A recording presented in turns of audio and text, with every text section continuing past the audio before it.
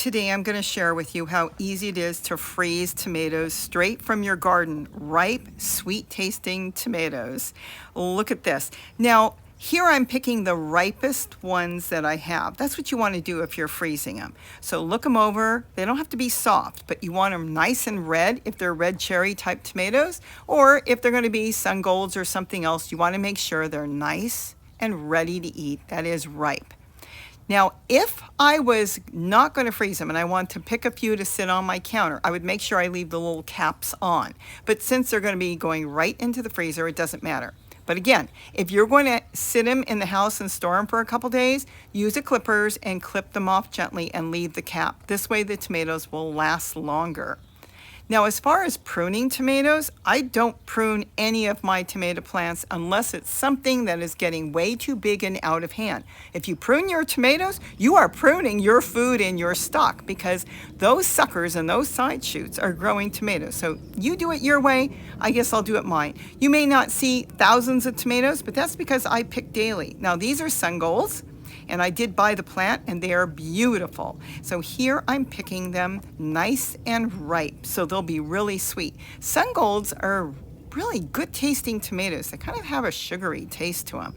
Real sweet, like eating almost grapes. They are amazing. So just go through and pick the ripest. This is going to be the easiest thing you're ever going to see, because, well, you'll see, we're going to go in the kitchen as soon as I'm done picking these tomatoes, how easy it is to freeze your own tomatoes and have them when nobody else has tomatoes. You'll be able to have tomatoes for your dishes. We're almost done here. Aren't they beautiful? See, if I would have trimmed my tomato plant, I wouldn't have had these. We had tomatoes right from the get-go. As soon as they started to grow, we had tomatoes. And I don't feel it speeds anything up by trimming tomato plants. In fact, it seems to hinder mine. So everybody does it their own way. And I decided to get some black cherry tomatoes. This is the first year I'm growing them. I bought the plants, and look how beautiful they are. I didn't even know they were ripe yet. Gary walked over and started eating them the other day. He goes, you know, these are all ripe. I said, is that what they look like, black cherries? So I'm going to freeze a couple of those too right now. Let's go into the kitchen.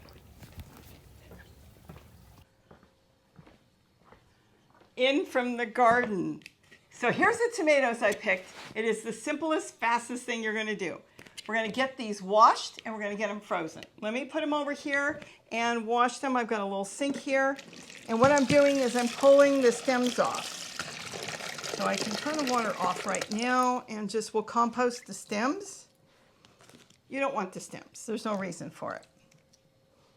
All right, so let's get them washed. So now I'm giving my vine-ripened tomatoes a good rinse. I'll have them ready to use straight out of the freezer. Just think, fresh salsa at Christmas time. Okay, so I've got the caps and the stems off. Now I'm just going to drain it.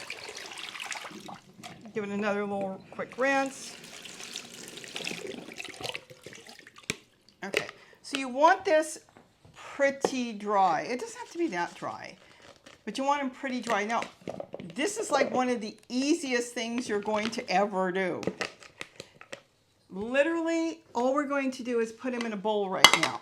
So we're going to toss them all in the bowl. You don't have to blanch them. You don't have to do anything else. No boiling, no cooking, no nothing. We're going to put them all in here. We don't need this anymore. And that's all there is to it. Let me put it in the freezer. In the meantime, we'll do something else.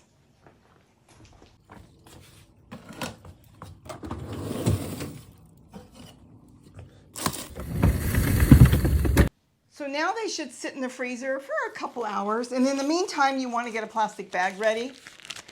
You use the size you want. Let's use the bigger one today. And what you're going to do is you want to date it. So if it's July, go ahead, you can put the month, the day, it doesn't really matter. Let's just put 2023. And you don't have to write anything else. You'll know. So now this is going to be for storing our tomatoes. I'm telling you, it's the easiest, fastest thing.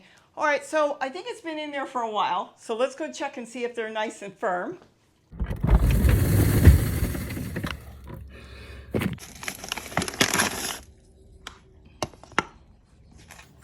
And they are. Look at this.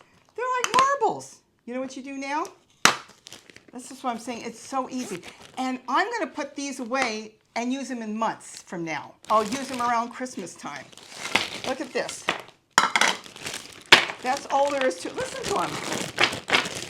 Don't have to do anything else. Push the air out. Now what you want to do is you want to continue to collect your tomatoes.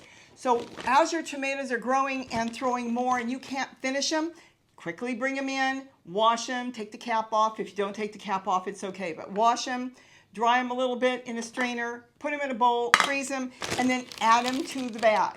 Just keep adding, and there's just nothing nicer than coming back in December or January to get tomatoes for no matter what you're cooking, soup, stew, even a salad. You can still take them out. They'll be a little soft once they thaw, but they're still fabulous. And you know what? You can also freeze peppers. And all you have to do with peppers is just rinse them. I leave the cap on. Let me just wipe it off with the towel a little bit because I didn't freeze it. And you can throw this in too, and I'll tell you, when you go to use it later, don't throw the seeds away. Even coming out of the freezer, they still grow.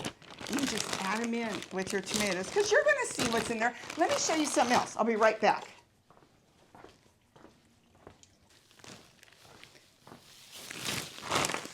So here's tomatillos that I froze last summer.